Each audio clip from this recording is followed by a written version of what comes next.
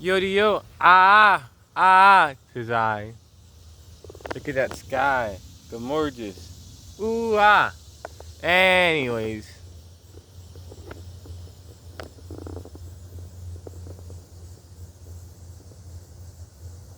Okay, anyways, tis I. You already know who it is. It's the me.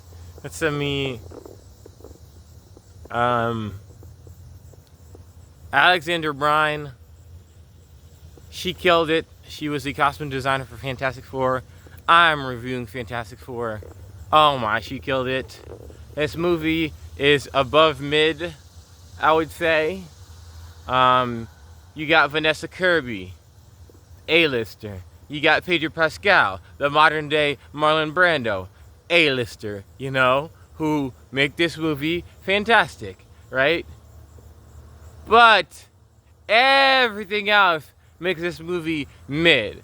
So you get above mid as my final grade review or whatever of this movie, because it's not a bad movie. It's well constructed. They put the pieces together. It's interesting enough. The costume design is amazing. The retrofuturism world is really, really fun.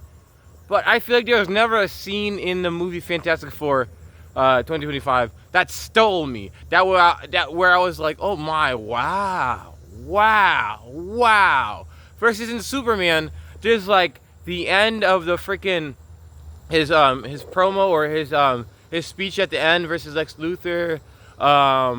Just the moments with the dog. Literally the ending shot, the opening shot is kind of interesting. Just a lot of the humor throughout. Even though Superman was messy, there's a lot of gems and just really like special moments that I felt organic and meaningful and really, really interesting. That really drew me in. Versus watching Fantastic Four, it's like, oh, this is good. It's like kind of an homage to, what is it, the 70s, I think? Yeah, I think it's the 70s. Of just like, and sometimes like 70s TV shows and things like that, you know? It's supposed to be tacky and kind of corny in areas and things like that. But I felt some of the pacing and the flow, really the flow of this movie was kind of bland. I feel like I understand it was a time period of the 70s, but I feel they could have spiced it up at moments. I never felt there was any like risk or any like, hey, let's do this kind of interesting idea or let's do this interesting idea inside the frame of our vision for the movie. I didn't feel like that ever happened in the movie at all. I feel like everything was kind of cookie cutter, everything was kind of predictable, and I really didn't like that. Even though okay, we get it's a Marvel movie, you got to do this, and this. But I felt the whole movie felt too cookie cuttery, and there was never a moment where they were like, "Yo, Pedro Pascal, you're freaking one of the best actors of our generation. Just go off. You know, we're gonna give you 3 minutes. Just kill it. You know." Or Vanessa Kirby, you're one of the best actors going right now. You know, we're gonna give you 3 minutes. Go ahead, just kill it. And I did not see that in the movie. It was always like, you're with this person. They're always pairing these actors with each other, and they never got their solo moment, but they never got their moment together to just steal the show. And I felt like there was too much of the safety vest or the safety vest from the director's standpoint, who I'm not going to mention because I don't even know who they are. But there's too much like the director like inserting like. The director was being too safe in every scene, and they should have let him cut loose just a little bit to really just have their own take of something, or just really have their own vision. Like, I feel like I fell asleep at this movie twice. The first time I fell asleep, like the whole movie, like for like the whole, I think the movie's an hour and a half. I think I fell asleep for like an hour and 15 minutes. In the second movie, I fell asleep for like a half hour basically watching it, and it's just like, I was bored. Like, I was like, I've seen this before. It's like, you go to the movies. I think Brad Pitt was talking about F1. No, he was doing promotional material for F1, and he was talking about the movie 7, which has this really big controversial ending. And he knew before, from prior movies before, that they weren't like that. The studios always try to change things for the worst. And he was like, I put it in the contract that you can't change the ending. He wanted to keep the controversial ending, and they wanted to change the ending. And towards the end of production, there was like murmurs, and people were trying to like propose all these different options for the ending. And Brad Pitt was like, "Nope, it's in the contract," and I wanted a little bit of something of that, where it's just like, not like you don't need like a big 7 reveal, because that's not this type of movie. But it's just like, why was it? I feel like there was not any special moment in this movie that really was like, wow, this is really cool. I feel like it was sweet, it was nice, you know, and a lot of the best parts were homages to previous times or previous things that have already been done, like that opening that was very similar to the Brady Bunch and things like that, and all the 70 isms and things like that. I feel like those were not organic to the movie. Those already happened. They're just bringing it to a new audience and a new day. But I didn't see anything that was like, this is Marvel Fantastic Four 2025. We're going to kick ass with this scene or this moment, or we're going to really capture you with this elements. I never saw that. I mean, Galactus is cool. The sound of him walking was very cool. And like, Marvel is really good at having grounded characters that feel like above their mark, basically. But where was, that moment in the movie, or the moments in the movie where it was like, here, this is what we have to offer. This is the best of the best. We have Pedro Pascal. We have Vanessa Kirby. We're gonna like blow your socks off. We're gonna really sell this thing, and we're gonna steal you for this moment and really captivate you. And I feel like throughout the entire hour and 30 minutes, I was never captivated by one scene, by one moment in this movie. Everything was like, okay, I like it. And I like it. The movie is a lot more put together. The storytelling is a lot more cohesive than Superman. But Superman had spectacle. It had flair. It had genuine, organic feel through it on multiple scenes and multiple moments where even though it kind of didn't fit with the movie, and again, it was like kind of a mismatch, but Clark Kent and Lois Lane talking about just the world and powers and their position, basically, and the morality and the justice and all these things like that, is just magic. It's just really intriguing, and it feels natural. It feels like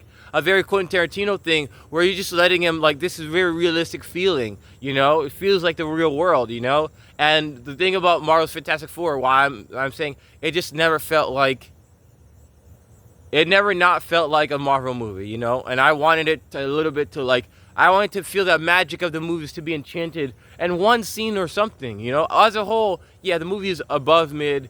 I did enjoy it, but like, I fell asleep twice. I don't know how many times I'm ever going to watch this movie again. Probably never ever, unless it's on TV or something. Even then, I'm not really that interested. I just feel like there's nothing where it's like, okay, I can watch Vanessa Kirby and anything else. I can watch Pedro Pascal and anything else. The other two actors that played Firestorm or whatever the guy, or the Thing. I don't know. I could watch the one guy from the Bay Area and the other guys from, what was he in, like the Gladiator or whatever. I can watch them in something else, but why do I want to watch them in this? I didn't think I got a sell for that in 100 in an hour 30 minutes, which is kind of disappointing. But it's also not a surprise, because Marvel after Robert Downey Jr., after the Phase 4, they kind of lost all their charm, basically, and all their fire, basically, because they had all the focus on these big characters, and we're not getting enough good writing and enough attention to detail on these minor characters. He's like, make me care about these characters, make me care about these things. I think I saw something, so they were saying that Kevin Feige was saying that the Captain America with Anthony Mackie was a failure because they didn't have Chris Evans. That's not true. That's not true at all. What are we talking about? Anthony Mackie is great. Anthony Mackie is great. He's probably better than Chris Evans. Chris Evans plays a good Captain America, but Anthony Mackie is a better actor overall and more range than Chris Evans. So what are we talking about? It's you guys didn't do enough good job to set him up, to put him in position. The writing wasn't good enough. The movie wasn't good enough. The pieces weren't put together well enough for the movie to be like, wow, it's interesting, And it's like, you can add all these little details to make it great. The pros in the world, they know how to program their time. They know how to really maximize this thing and really have coaches and trainers and an entire system for them to succeed and flourish, And this movie, and Marvel has a reputation ever since the end of Endgame, where it's just like, we're not going to care about these things. And if you're not going to care about it and put all this attention to detail, then I'm not going to either, It's like, the best director to me is James Cameron, and people say in person he's intense. Because he cares. You have to, like, that's also his personality, but also you need an intensity. You need a fervent caring of whatever you're doing, you know? Because you got average citizens, average people across the entire world paying their hard-earned money to go watch this and to be enchanted and to be taken away to a wonderland, to a magic world for 2 hours, you know? It's like, don't waste people's time, you know? And care about the craft, you know? And right now, DC's on the rise, and I'm so excited because you have Superman. You're gonna have all these rows of movies, you know, under James Gunn, who I critiqued. And I was wrong about James Gunn, you know? But he has the comedy, he has the organic feel that people want, you know? And Marvel needs to take notes, you know, and just learn how to, like, make a movie with, I don't even care. And they were talking about Florence Pugh. Florence Pugh did her freaking job. What are you talking about, bro? Oh, she did her job. She's one of the best young actors, along with Zendaya and Tom Holland. What else is she supposed to do? You know, she carried the movie. She carried the entire freaking New Avengers movie or whatever it is. Like, she carried it. You know, it's just like, what else is she supposed to do? You know. And it's all on Marvel. It's all on the leadership. It's all on the people in charge for, like, you know, they have all this passion for all these Iron Man, all these big characters. But now when it's coming to these smaller characters, they need to add new angles. They need to add a new take on it to make it interesting. And let's have quality writing to really sell it to the audience. You know, it's like, you have to put in effort. You can't stop trying after your big thing, you know? Like, you have to be able to carry it on with everything and put that passion that you put in Iron Man 1 to everything, every other creation that comes out there, you know? Or else don't put it out there, you know? There's all these different stories that you can tell, you know? Just make different movies then. You don't have to do a superhero movie. You can do, like, a low-key indie movie. You can do a movie that takes place on space. You can do a movie that takes place in Mars. You can do a movie like a drama. You can do anything that you want. You can make a Punisher live action movie and make it rated R, you know? There's no limitations. You can actually make more movies with women and stars in them, you know, because they were talk shit about Black Widow that it couldn't deliver, and it did. It took 10 years to make Black Widow, and it did, you know? It's like, let's get creative, and let's also, like, you know, look beyond our comfort zone to make actual good stuff. You know, and Marvel's not making good stuff. It's making mediocre stuff and passing it on to fans who are already diehards, you know? So, like, this is also a shame on you too, Marvel, but also, like, what are you guys doing? Like, what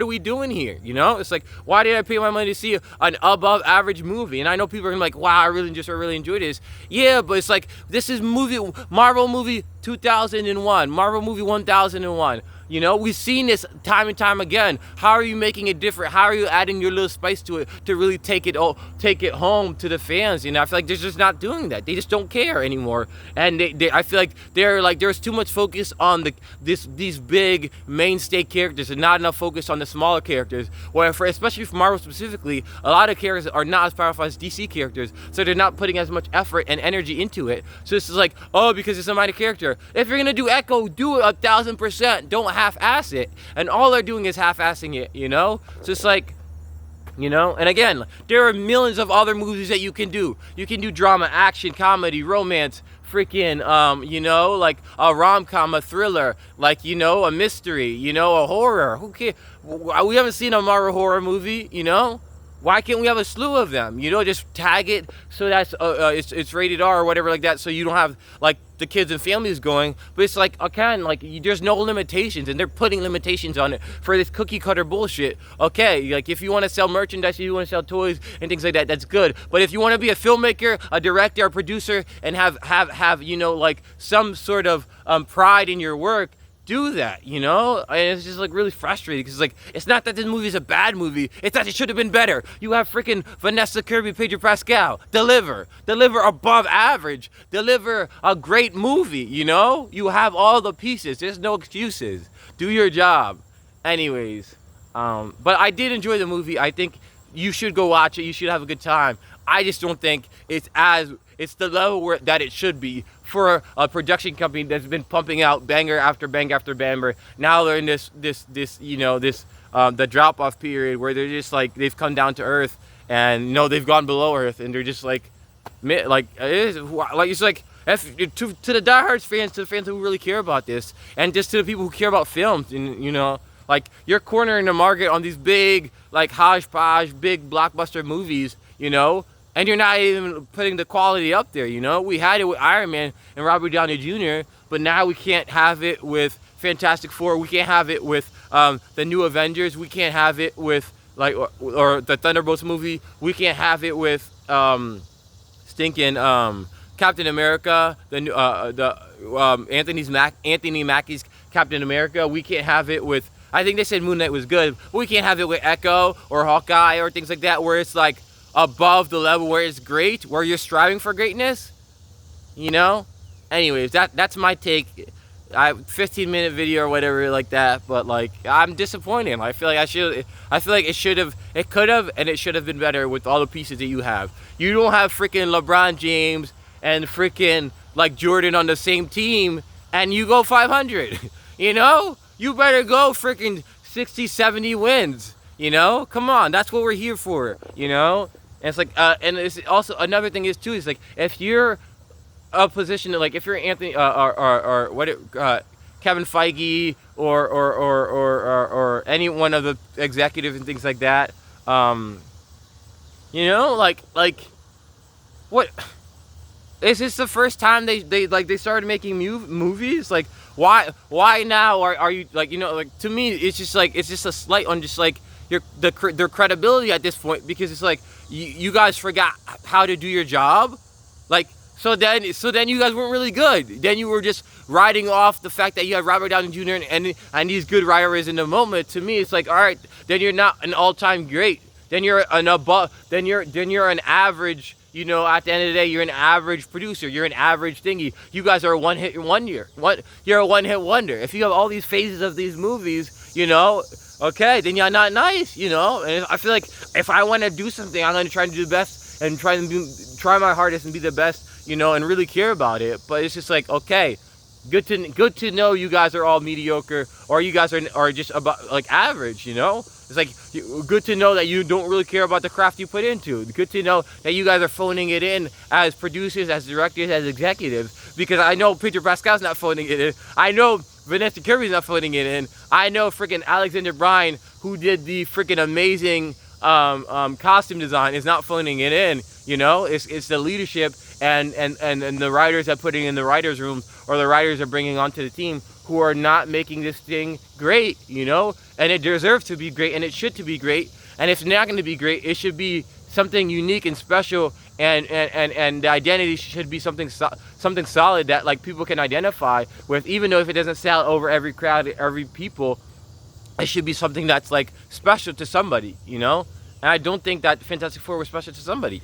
I don't think the last array of Marvel movies was special to somebody. I think it was like, wow, this is cool, this is good. But at the end of the day, like a week or two later, you're like, that was just a movie, you know? Versus if you watch Forrest Gump, if you watch, you know, like Schindler's List, you know, if you watch like any movie, even the action movies like Collateral Damage with Schwarzenegger, if you watch Rambo, if you watch Aliens, you know, James Cameron's Aliens, if you watch any of those movies, like, you know, they're not just movies, you know, there's something special, you know, anything by any top director, there's something very genuine, something unique, and something that's, you know, a classic, that's something that's going to transcend time, that's always going to be there, because it's always going to be something where somebody can say, I relate to that, I can connect to that, wow, I really like that, you know, versus this Fantastic Four, people are going to be like, I like the costumes, but this movie did not blow me away. It was not a wow movie, you know? It was good. It was fun. I enjoyed the time I had, but I'm not going to enjoy going back to it and really taking it in, you know? And I just feel like, I don't know, yeah. This is, again, also kind of my rant on just Marvel, of just, like, putting out, like, so-so stuff, you know? It's like, yeah, putting millions of dollars into this, you know? Don't make it a so-so thing. Make it something great, you know, and don't waste my time, don't waste the audience's time, you know. Anyways, that's all I have to say.